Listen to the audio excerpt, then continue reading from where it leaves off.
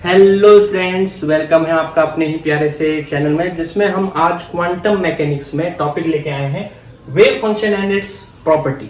देखो, यहाँ word function आपने कई बार सुन रखा होगा, और क्लासिकल मैकेनिक्स यानी कि जहां पर न्यूटन्स लॉ अप्लाई होते हैं, जहां मैक्रोस्कोपिक वर्ल्ड जो हम अपने आसपास दुनिया देखते हैं, उसमें हमारे पास कई ऐसे फंक्शंस होते हैं जो जिसकी हेल्प से हम किसी सिस्टम के बारे में पूरी जानकारी प्राप्त कर सकते हैं। जैसे फॉर एग्जांपल, आपको एक टास्क दिया गया कि आपको एक कार के मोशन को स्टडी करना है और उससे रिलेटेड आपको एक फंक्शन बनाना है।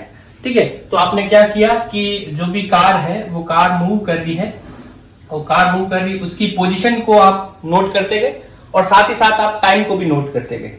ठीक है, और आपने पोजीशन और टाइम के आधार पर जो उनके बीच में फंक्शन निकाला, वो फंक्शन कुछ इस तरह से निकाला, x equals to 5t² minus 2t। ये फंक्शन ये शो कर रहा है कि टाइम के साथ साथ उसकी पोजीशन किस तरह से वेरी कर रही है। ठीक है, अब जैसे ही आपको ये फंक्शन पता चल गया, जो पोजीशन के बारे में आपको इंफॉर्मेशन दे रहा है, जो टाइम पे डिपेंड करता है, तो इससे आप सिस्टम के बारे में बहुत सारी जानकारी प्राप्त कर सकते हैं। क्या क्या जानकारी प्राप्त कर सकते हैं? अगर आपको वेलोसिटी यानी कि वेग निकालना है, तो वेग निकालने के लिए आप क्या करोगे, इसका डिफरेंशिएशन कर दोगे टाइम के रेस्पेक्ट में। ठीक है, जैसे आप इसका डिफरेंशिएशन करोगे, आपके पास में किसी भी मोमेंट पर इसकी क्या वेलोसिटी वो आ जाएगी।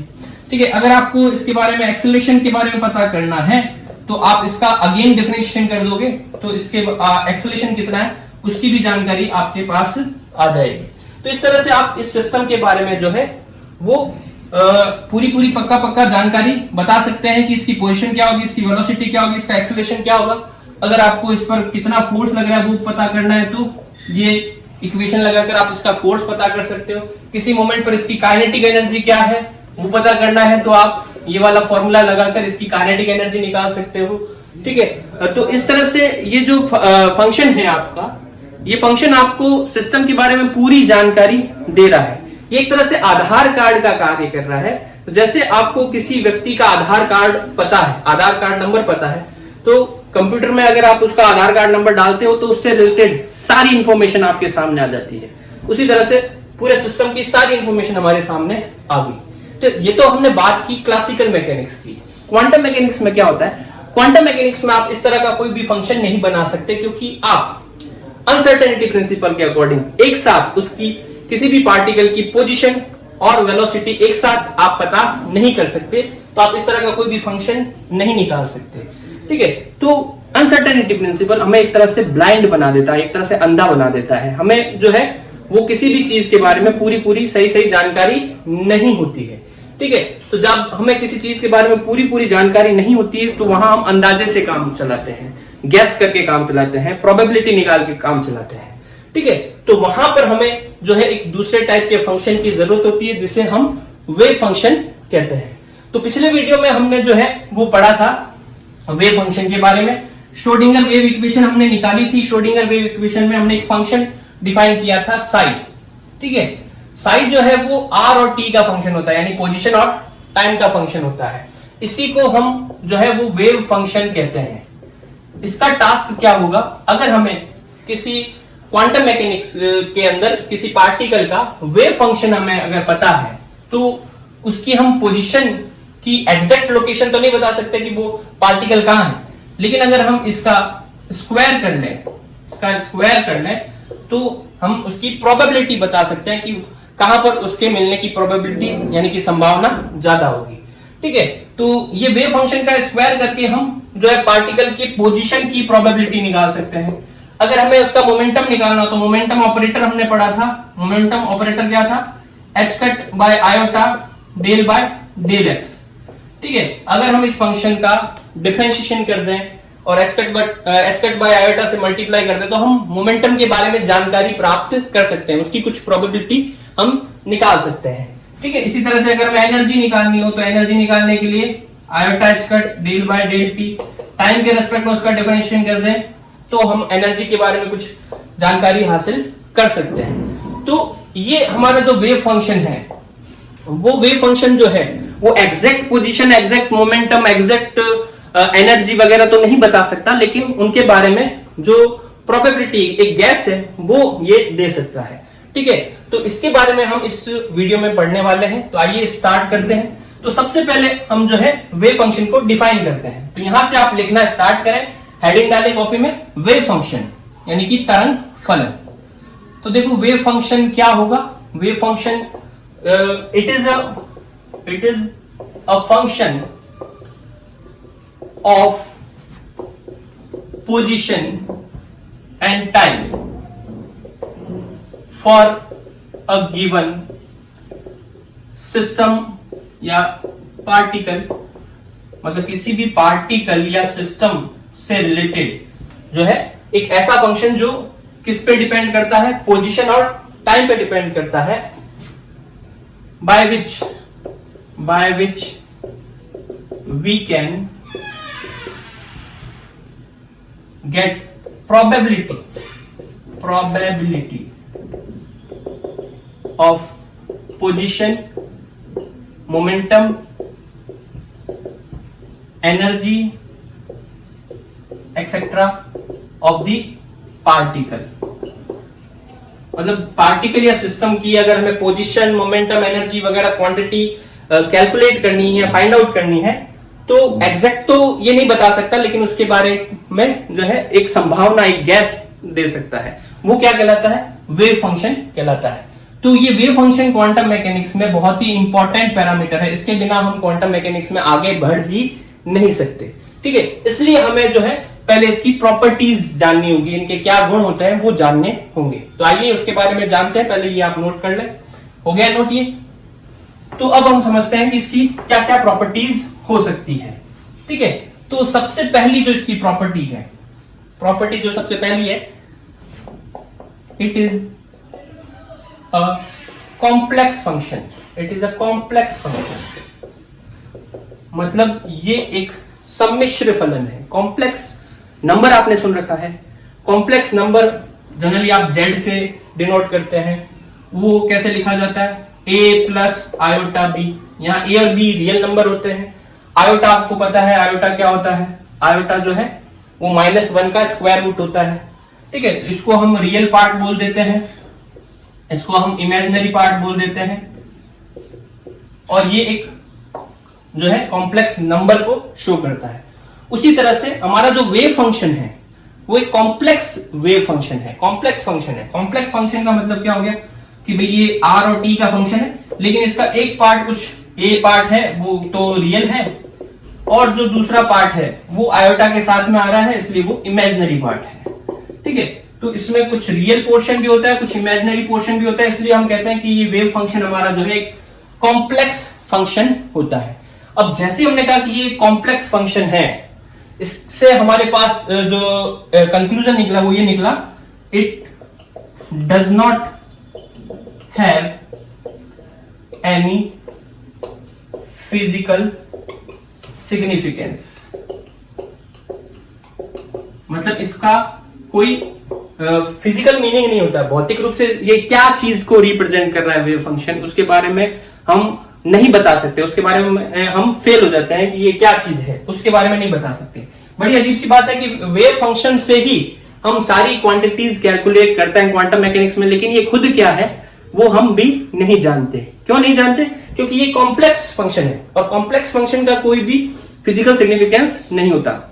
जैसे अगर हम बात करें, हम अपने आम जीवन की बात करें, तो जैसे हम मार्केट में जो है सेब लेने जाते हैं तो हम कहेंगे 2 किलो सेब दो, ठीक है। हम ऐसे तो नहीं कहेंगे 2 किलो आयोटा सेब दो, ठीक है। या टाइम कितना हुआ है, तो टाइम जो है वो 10 बजे है, या हम यूं कहें कि 10 आयोटा बजे है। यहां आयोटा आने की वजह से इसका कोई फिजिकल सिग्निफिकेंस नहीं होता। तो फिर हम इसको क्यों पढ़ रहे हैं, तो देखते हैं इसका फिजिकल सिग्निफिकेंस निकालने की कोशिश करते हैं। तो पहले ये आप नोट कर लो। अब सेकंड पॉइंट हम पढ़ते हैं। देखो फिजिकल सिग्निफिकेंस निकालने के लिए सबसे पहले 1926 में मैक्स बॉर्न ने एक कॉन्सेप्ट दिया। मैक्स बॉर्न के अकॉर्डिंग वेव फंक्शन का तो कोई फिजिकल सिग्निफिकेंस नहीं होता, लेकिन अगर हम उसके मॉड का स्क्वायर ले लें तो वो प्रोबेबिलिटी डेंसिटी को शो करेगा, ठीक है। तो according to Max Born, wave function wave function does not have any physical significance, wave function का कोई भी फिजिकल सिग्निफिकेंस नहीं है, कोई भौतिक अर्थ नहीं है। बट इन 1926 में ही postulated मतलब उन्होंने एक गैस ही किया है, he postulated that साई जो फंक्शन है हमारा उसका मॉड का स्क्वायर कर दें will show the probability density for any quantity।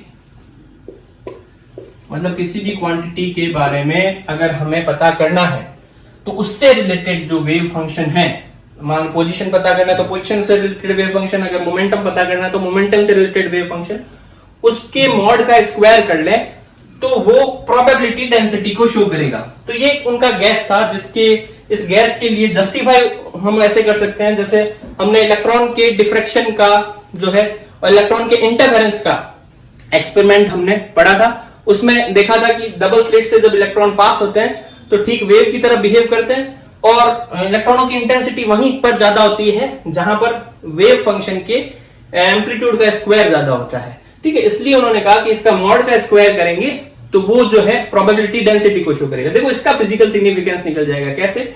आप अगर इसको एक कॉम्प्लेक्स फंक्शन मानो, जैसे कि हमने इसको लिख दिया a प्लस आयोटा बी, अगर हम इसका जो है कॉम्प्लेक्स कॉन्जुगेट ले लें, संयुग्म ले लें, तो वो क्या हो जाएगा, a माइनस आयोटा बी हो जाएगा। अब अगर आप इसका स्क्वायर निकालना चाहते हैं तो स्क्वायर कैसे निकलेगा? साई मॉड का स्क्वायर जो होता है, कॉम्प्लेक्स नंबर का जो स्क्वायर है वो कैसे निकाला जाता है? साई इंटू साई स्टार, मतलब कोई भी नंबर उसको उसके कॉन्जुगेट से मल्टीप्लाई कर दो। तो यहां पर इसको कॉन्जुगेट से मल्टीप्लाई करेंगे, इन दोनों नंबर को जो मल्टीप्लाई करेंगे तो हमारे पास क्या आएगा, a square plus b square. देखो ये क्या है, a plus iota b, a minus iota b क्या होना चाहिए, a square minus iota square b square. तो आयोटा स्क्वायर कितना हो जाएगा, -1, तो माइनस माइनस यहाँ प्लस हो जाएगा। तो ये हमारे पास नंबर आएगा, ये एक रियल नंबर को शो कर रहा है।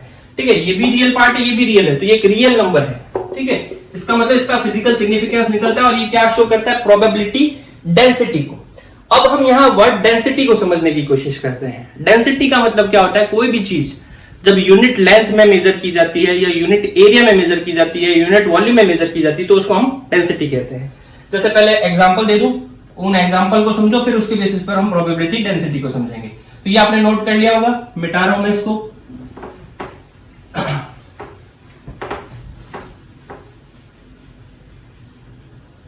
तो देखो, जैसे आपने जो है क्लास 12th में लीनियर चार्ज डेंसिटी पढ़ा, लीनियर सरफेस चार्ज डेंसिटी पढ़ा, वॉल्यूम चार्ज डेंसिटी पढ़ा। ये सिंबल दिया आपने, लैम्डा बराबर में Q बाय L, सिग्मा बराबर में Q बाय A, रो बराबर में Q बाय V।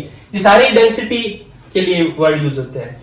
अगर आपके पास में 1 डायमेंशनल है कोई भी सिस्टम तो आप यूनिट लेंथ में लोगे। 2 डायमेंशनल सिस्टम है अगर आपके पास में, लेंथ और ब्रेड्थ दोनों है, तो आप यूनिट एरिया में लोगे। और अगर आपके पास 3 डायमेंशनल सिस्टम है तो आप यूनिट वॉल्यूम में जो है उसका चार्ज निकालोगे, वो चार्ज डेंसिटी होगी।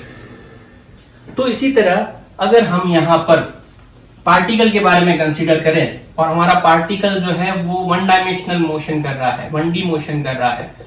1D मोशन का मतलब वो मान लो x डायरेक्शन में ही जा रहा है। ठीक है, तो x डायरेक्शन में उसके मिलने की जो प्रोबेबिलिटी है या प्रोबेबिलिटी डेंसिटी जो है, वो प्रोबेबिलिटी डेंसिटी किससे शो होगी, प्रोबेबिलिटी डेंसिटी शो होगी साई xt के मॉड का स्क्वायर। ये प्रोबेबिलिटी डेंसिटी को बताएगा। ठीक है, प्रोबेबिलिटी डेंसिटी। ठीक है, अब डेंसिटी कैसे निकाली जाती है, डेंसिटी जो है यूनिट लेंथ में प्रोबेबिलिटी, तो ये हो जाएगा प्रोबेबिलिटी अपॉन यूनिट इसकी लेंथ। ठीक है, तो हम मान लो यहां पर किसी पोजीशन x से लेकर x प्लस dx तक ही जो है इसकी प्रोबेबिलिटी फाइंड आउट करना चाहते हैं। ठीक है, मतलब हम केवल इतने से रीजन में हम पता करना चाहते हैं कि इसकी मिलने की प्रोबेबिलिटी क्या होगी। ठीक है, तो ये x है और ये x प्लस dx है, तो इसकी जो लेंथ है वो dx हो जाएगी। तो हम dx लेंथ में पता करना चाहते हैं कि उसके मिलने की प्रोबेबिलिटी क्या होगी। तो प्रोबेबिलिटी डेंसिटी का मतलब हो गया कि प्रोबेबिलिटी अपॉन में लेंथ, तो लेंथ यहां पर कितनी होगी, dx।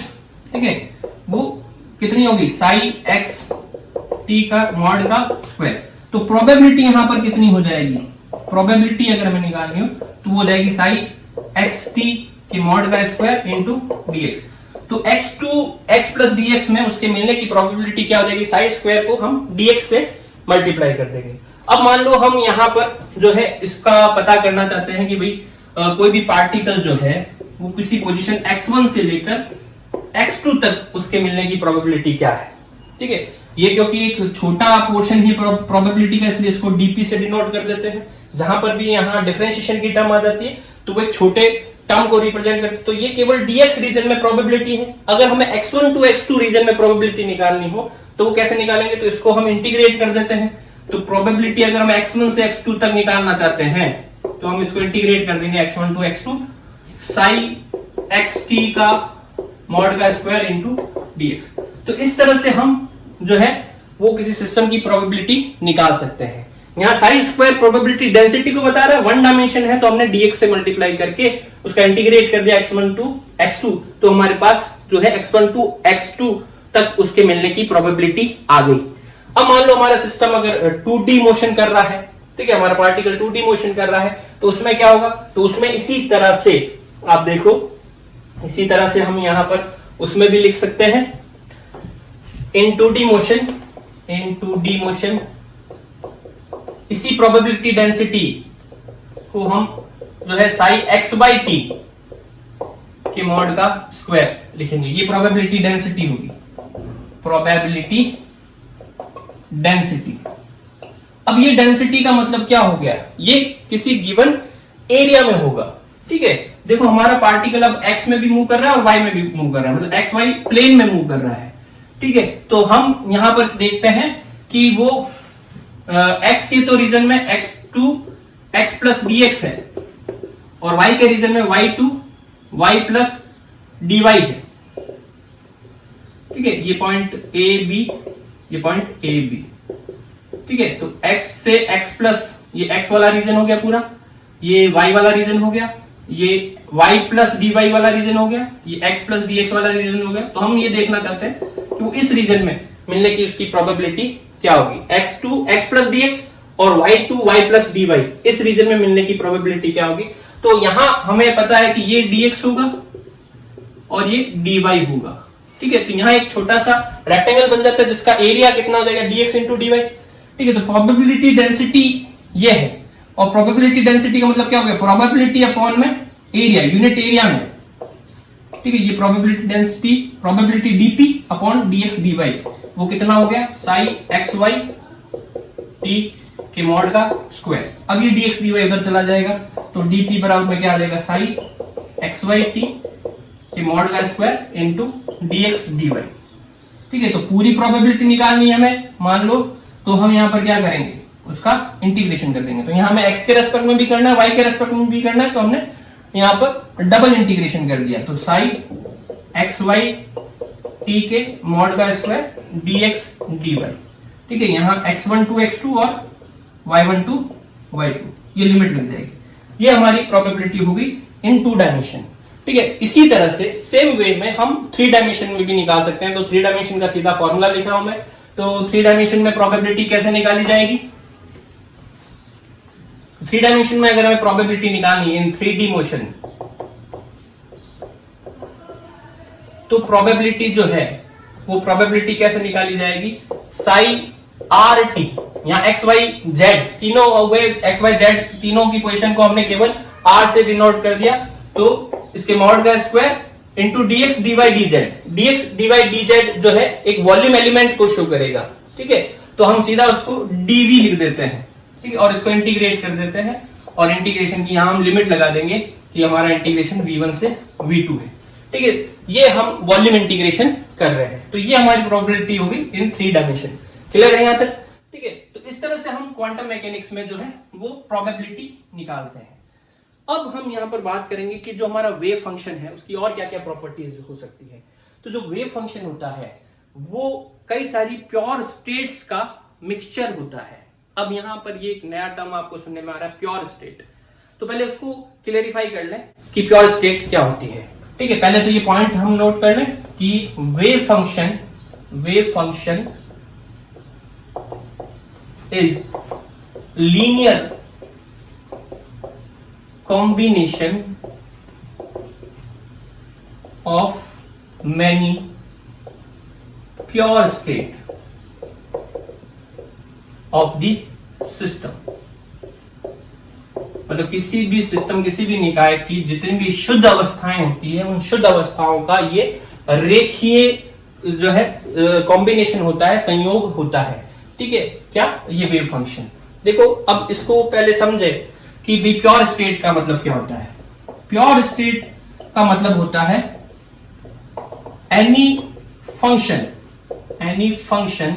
या वेव फंक्शन विच गिव्स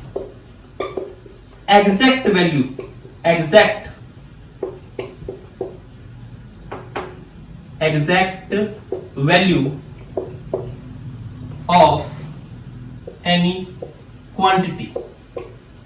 तो किसी भी क्वांटिटी के बारे में जो एग्जैक्ट वैल्यू देता है, ऐसा फंक्शन जो है वो उसका प्योर स्टेट कहलाता है। हमने अब तक बात की कि जो हमारे पास साई है वो केवल प्रोबेबिलिटी बताता है, केवल प्रायिकता बताता है किसी भी पोजीशन की या मोमेंटम की या एनर्जी की। लेकिन हमने एक डिफाइन की, एक ऐसा फंक्शन डिफाइन किया जो प्रोबेबिलिटी नहीं बताते हुए वो पूरी एग्जैक्ट वैल्यू बताता है, उसे हम क्या बोलते हैं, प्योर स्टेट कहते हैं।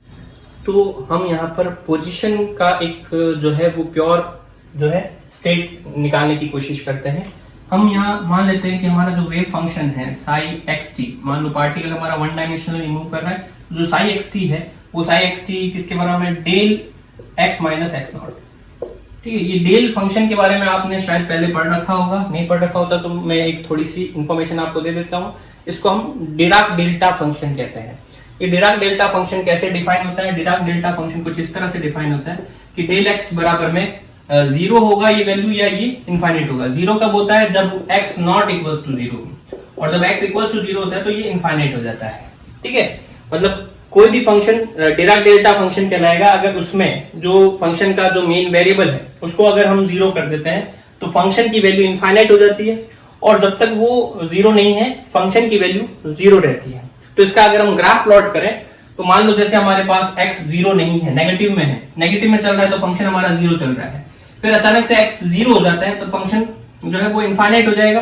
फिर वापस जो है x की वैल्यू जैसे जैसे बढ़ेगी वैसे वैसे जो है फंक्शन वापस जीरो हो जाएगा। तो एक इस तरह की पीक आएगी और बाकी जगह पर वैल्यू इसकी जीरो रहेगी। तो x इक्वल्स टू जीरो पर इसकी पीक आती है, मतलब जहां पर ये वैल्यू सबसे ज्यादा रखता है उसके अलावा इसकी वैल्यू जो है वो जीरो रहती है। इसी तरह से हमने यहाँ पर जो फंक्शन माना है वो x माइनस एक्स नॉट का माना है। तो जब हमारा x minus X not zero होगा, यानी कि जब x जो है वो x नॉट के बराबर होगा, तब वहां पर हमें जो है फंक्शन की वैल्यू जो है वो मैक्सिमम मिलेगी, और बाकी जगह पर जब x naught equals to X naught है, जब ये जीरो नहीं होगा बाकी जगह पर फंक्शन जीरो मिलेगा। ठीक है, तो ये फंक्शन हमें क्या इंफॉर्मेशन दे रहा है कि यहाँ पर साई जो है, जब साई का स्क्वायर सबसे ज्यादा होगा वहां पर जो है किसी भी पार्टिकल के मिलने की प्रोबेबिलिटी सबसे ज्यादा होगी। तो हम यहाँ पर देख रहे हैं x equals to X naught के अलावा कहीं पर भी इसकी वैल्यू जो है वो जीरो आ रही है, तो और कहीं पर भी इसकी वैल्यू अगर जीरो आ रही है तो उसका स्क्वायर की वैल्यू भी जीरो आएगी, यानी कि ये x equals to X naught के अलावा कहीं पर भी नहीं मिल सकता। और x equals to X naught पर इसकी वैल्यू मैक्सिमम होती है, मतलब इसके मिलने की जो है पक्की संभावना है कि ये कहां पर मिलेगा, x equals to X naught पर मिलेगा। तो ये हमें एक प्योर स्टेट बता रहा है। किसकी प्योर स्टेट बता रहा है, पोजीशन की प्योर स्टेट बता रहा है। अगर हमें ये फंक्शन इस तरह का प्राप्त हो तो हम पक्का बता सकते हैं कि पार्टिकल कहां है, वहां हमें प्रोबेबिलिटी वर्ड यूज करने की जरूरत नहीं है, हम एग्जैक्ट लोकेशन बताएंगे कि पार्टिकल कहां है। तो इसको हम बोलते हैं प्योर स्टेट। ये हो गया pure state of position, pure state of position. ठीक है, अब इसी तरह से एक एग्जांपल और लेते हैं हम। यहां पर मान लो हम यहां पर जो है ये वेव फंक्शन जो है वो कुछ इस तरह से मानते हैं, साई एक्स टी बराबर में ए साइन के एक्स, ए साइन के एक्स, इस तरह का फंक्शन मानते हैं। ठीक है, मेनली ये पोजीशन का ही फंक्शन है, टाइम का फंक्शन नहीं है, तो हम एक बार इसके लिए टाइम हटा देते हैं। साई एक्स बराबर में ए साइन के एक्स। के यहां पर आपको पता होना चाहिए क्या होता है, के जो होता है वेव प्रोपगेशन कांस्टेंट होता है, तरंग संचरण नियतांक, जिसको 2 पाई बाय लैम्डा लिख सकते हैं। ठीक है। और मोमेंटम को हमने डिफाइन कर रखा है, मोमेंटम p बराबर में होता है h बाय लेमडा, ठीक है।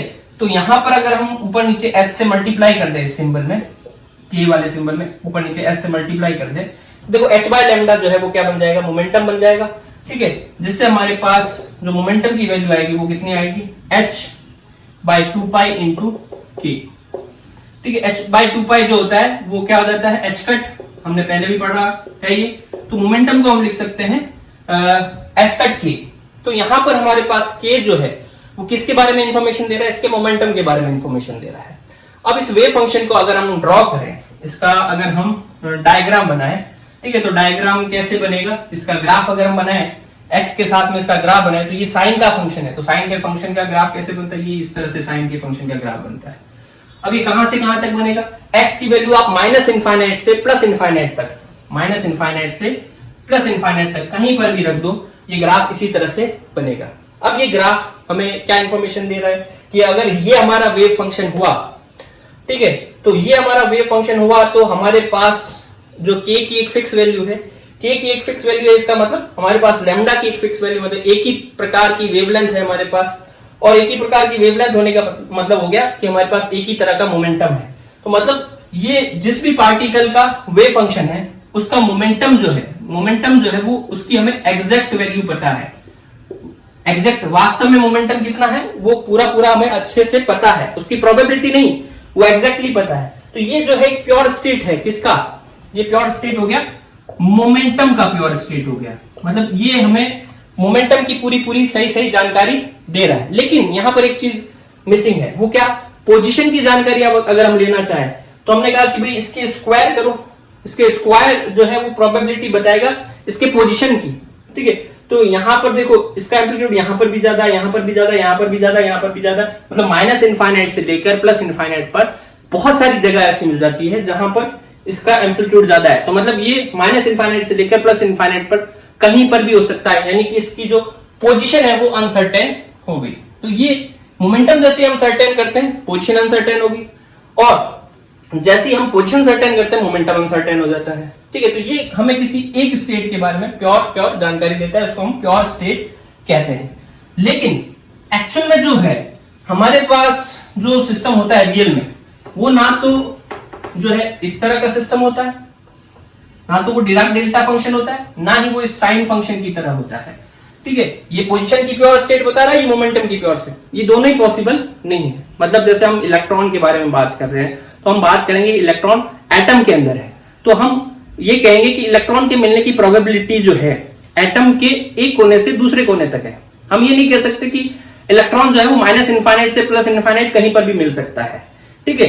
तो इन प्योर स्टेट का कोई फिजिकल सिग्निफिकेंस नहीं होता, मतलब रियल में ये प्योर स्टेट एग्जिस्ट नहीं करती। तो क्या होता है हमारे साथ, हमारे पास जो भी वेव फंक्शन दे रखे हैं, ये जैसे मान लो ये साइन के एक्स का वेव फंक्शन दे रखा था, ऐसा ही एक वेव फंक्शन हम और बनाते हैं, ठीक है, जिसकी वेवलेंथ अलग है, वेवलेंथ अलग होगी तो वो अलग तरह से ड्रॉ होगा, लेकिन साइन के शेप में हो गया, ठीक है। एक और ऐसा ही वेव फंक्शन है मान लो जिसमें वेवलेंथ और अलग है, एक वेव फंक्शन है जिसमें वेवलेंथ और अलग है।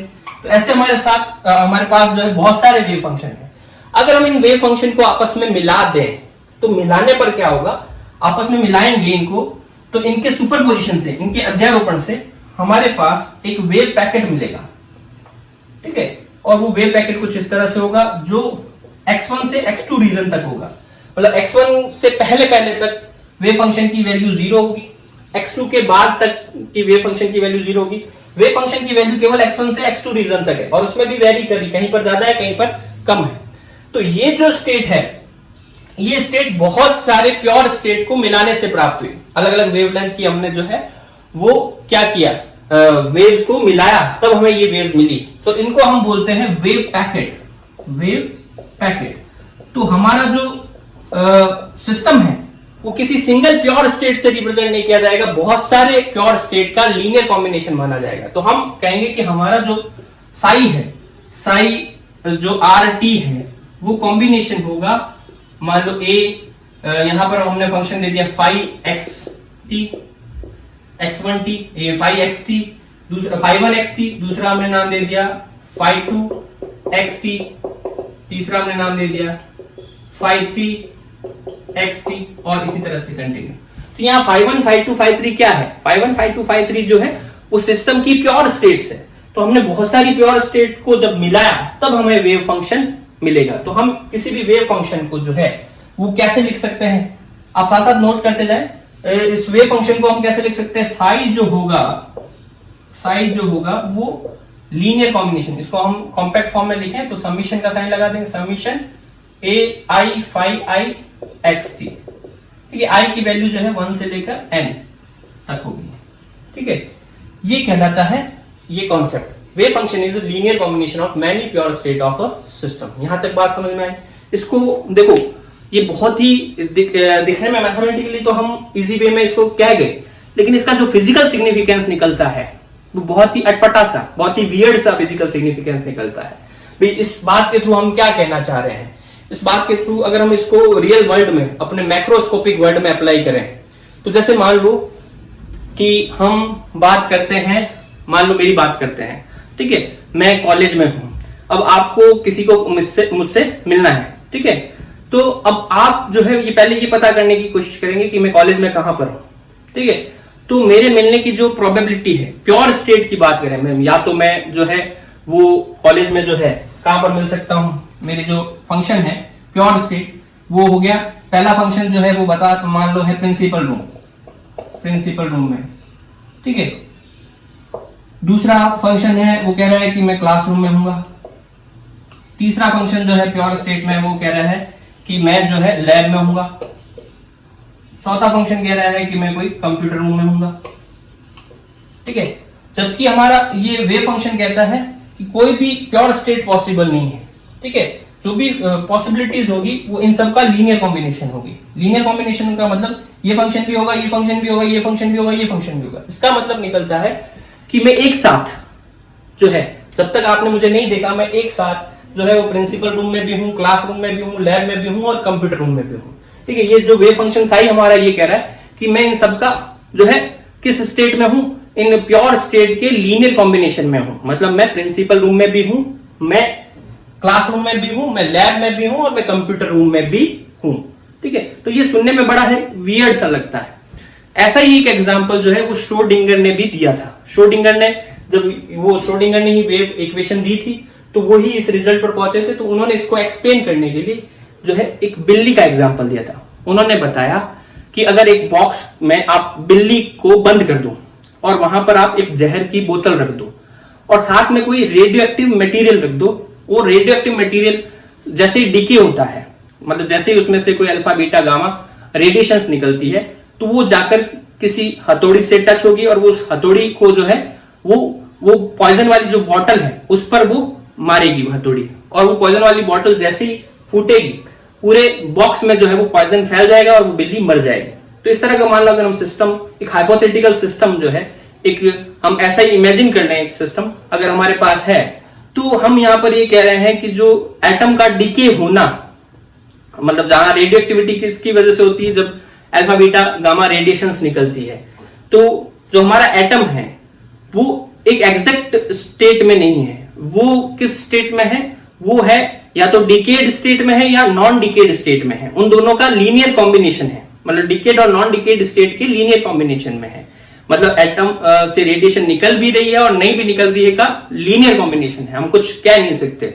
तो उसके अकॉर्डिंग अगर पॉइजन पूरे कमरे में, पूरे बॉक्स में फैलेगा तो बिल्ली मरी भी होगी, और अगर नहीं फैलेगा तो बिल्ली जिंदा होगी। अब जैसे कि रेडिएशन निकल भी रही है और नहीं भी निकल रही है, उन दोनों की मिक्स स्टेट है, वैसे बिल्ली की जीवित है या मरी हुई है, उन दोनों की मिक्स स्टेट है। मतलब वो बॉक्स के अंदर बिल्ली एक साथ जीवित भी है और एक साथ मरी भी है ना। वियर्ड बात। तो यही क्वांटम मैकेनिक्स में ये बहुत वियर्ड सा कॉन्सेप्ट है, जिसमें जो फंक्शन होता है वो बहुत सारी प्योर स्टेट का लीनियर कॉम्बिनेशन होता है। आई होप आपको इन दोनों एग्जाम्पल से ये बात पल्ले पड़ी होगी। तो आप लोग कह सकते हैं कि भाई ये चीज तो हजम नहीं हुई, क्योंकि एक साथ मैं जो है वो कॉलेज में जो है प्रिंसिपल रूम में भी हूँ, क्लासरूम में भी हूँ, लैब में भी हूँ, कंप्यूटर रूम में भी हूँ। ऐसा तो होता नहीं। आप एक समय में मेरे को एक ही जगह पर देखोगे, या आप जब बॉक्स देखोगे, बॉक्स खोल के देखोगे, तो बिल्ली आपको जिंदा मिलेगी या मरी हुई मिलेगी, दोनों की मिक्स स्टेट आपको नहीं मिलेगी। आप एक समय में एक ही चीज देखते हो। तो क्वांटम मैकेनिक्स इस वियर्ड सी चीज को समझाने के लिए एक और कॉन्सेप्ट कहती है। वो कहती है कि ये जो साई हम वेव फंक्शन मान रहे हैं, ये एक मैथमेटिकल कॉन्सेप्ट है जो ये बता रहा है कि ये जो है ये इतनी इतनी पॉसिबिलिटीज इसमें है, इस फंक्शन में ये पॉसिबिलिटीज है, ये उनका लीनियर कॉम्बिनेशन है।